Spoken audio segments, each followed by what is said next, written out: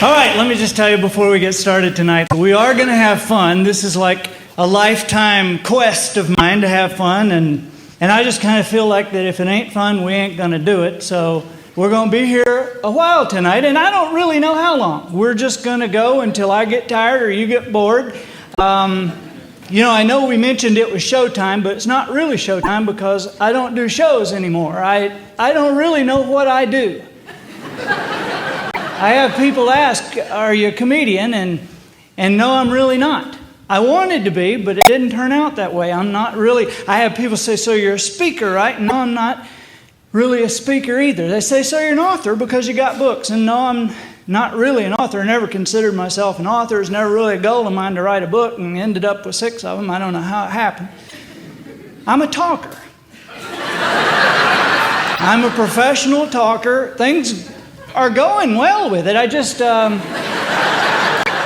week, I want to tell you this, I feel like I got some friends here, and I hope you'll be proud for me when I tell you this, but just yesterday we finalized everything, signed my first contract with HBO. So, pretty good.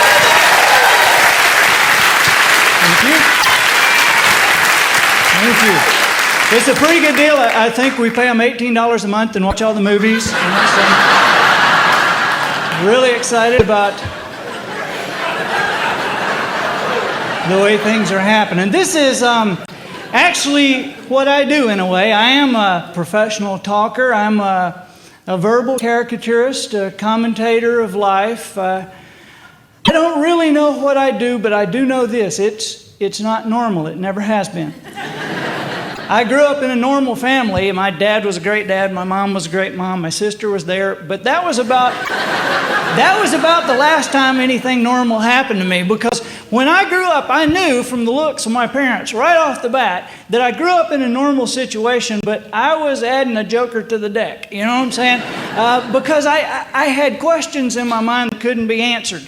I would look at my mom, and man, my mom would say things that to me seemed so obscure and so strange. She would say, don't play with those arrows, they'll poke your eye out. Don't play with that stick, it'll poke your eye out. And I was only 6 years old, but to me, I'm thinking, you can't poke your eye out with a stick. You can poke it in. You poke it out, you got to run it up through your nose, up like this.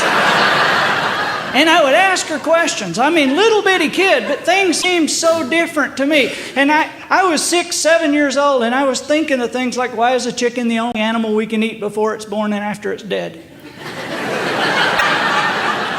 Mama, why does our garbage always weigh more than our groceries did? Daddy, what is it about being at a stoplight that makes everybody want to pick their nose? And these were things that to me seemed like questions that needed to be asked. I asked my dad one time, I said, hey, when it rains, why don't the sheep shrink? These were things that I would think about.